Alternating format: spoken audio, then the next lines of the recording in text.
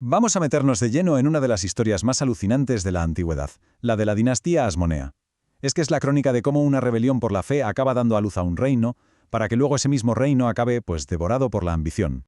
A ver, para que nos situemos. Año 334 a.C. De repente, irrumpe en escena Alejandro Magno. Y con él, claro, no solo viene un ejército, sino toda la cultura de Grecia, que aterriza de lleno en Judea. Y ojo, porque su conquista no fue solo militar, fue el pistoletazo de salida para una transformación cultural que de verdad lo iba a cambiar absolutamente todo. Y aquí, justo aquí, es donde se empieza a cocinar el gran conflicto. Por un lado tenemos una tradición judía milenaria, y por el otro esta nueva forma de vida griega que era súper atractiva y, arrolladora.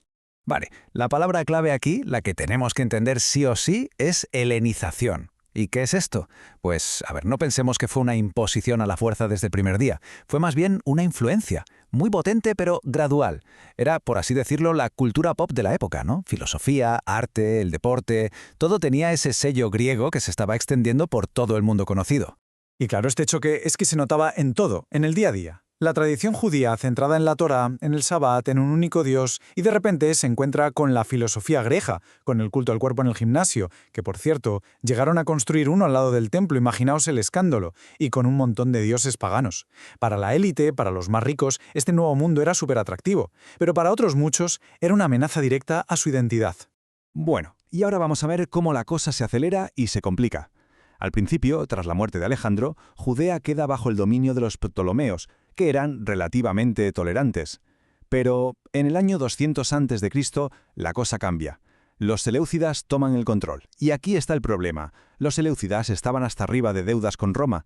¿Y qué hacen? Pues empiezan a exprimir sus territorios, Judea incluida. El punto de no retorno llega con el rey Antíoco IV, que desata una persecución religiosa brutal. Claro, la presión llegó a un punto que era ya insoportable. El choque de culturas y la opresión religiosa, pues al final estallaron. Y estallaron en una rebelión armada a gran escala. La chispa que enciende toda esta mecha es un sacerdote, un hombre llamado Matatías. Cuando un oficial seleucida intenta obligarle a hacer un sacrificio pagano, no solo se niega, sino que mata al oficial y huye a las montañas con sus 5 hijos. Su grito de guerra se convierte en el punto de unión para una resistencia que en principio parecía imposible. Y aquí entra en juego el hijo de Matatías, Judas, al que apodaban el Martillo, Macabeo. Y el apodo le viene que ni pintado porque era un genio militar. En lugar de enfrentarse de cara al superejército seleucida en campo abierto, utiliza tácticas de guerrilla, se conoce el terreno como la palma de su mano, tiene el apoyo de la gente y golpea donde más duele. Sus victorias, que parecían imposibles, acaban inspirando a toda una nación.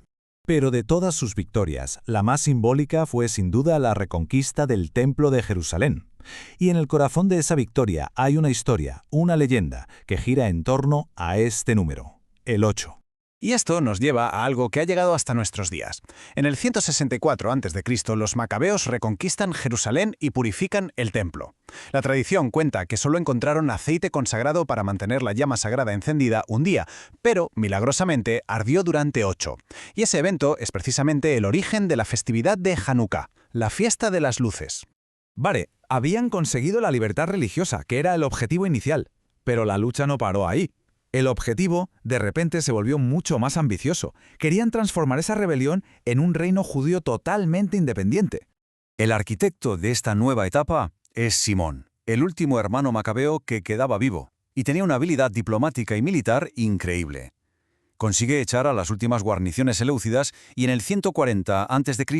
el pueblo lo proclama líder, fundando así, oficialmente, la dinastía Asmonea. Su sucesor, Juan Hircano, lleva el reino a su máxima expansión. Conquista Samaria, Idumea, creando un reino que casi podía compararse en tamaño al del legendario rey Salomón. Pero, y aquí hay un pero importante, su política de conversiones forzadas va a plantar unas semillas de conflicto que darán sus frutos más adelante.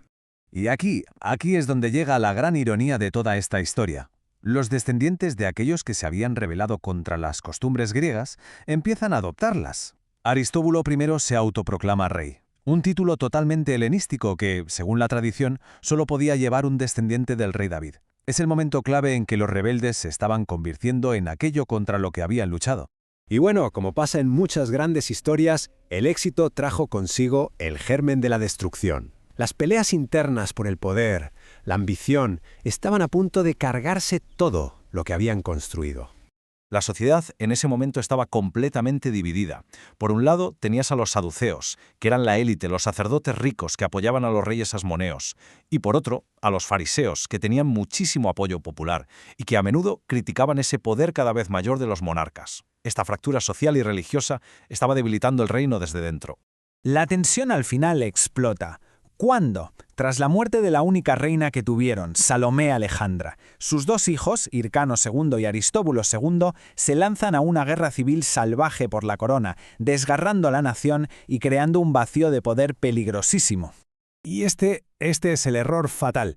En su lucha desesperada por el poder, ¿qué se les ocurre a los dos hermanos? Pues nada menos que pedir ayuda a la superpotencia del momento, Roma. Y el general Pompeyo, que no era tonto, ve la oportunidad perfecta para meterse, pero no como un aliado, sino como un conquistador. Y el final es rapidísimo y contundente. En el 63 a.C., Pompeyo toma Jerusalén. La independencia que tantísimo había costado ganar se va por el desagüe. Tras un último intento desesperado de resistencia, el último rey asmoneo, Antígono, es ejecutado por los romanos en el 37 a.C., y así la dinastía forjada en la rebelión llega a su fin. Y todo esto nos deja con una pregunta flotando en el aire, ¿no? Una dinastía que nació para defender su identidad frente a una cultura extranjera, ¿cómo es posible que acabe destruida por sus propias peleas internas por el poder? ¿Fue su propio éxito, paradójicamente, lo que la condenó a la desaparición?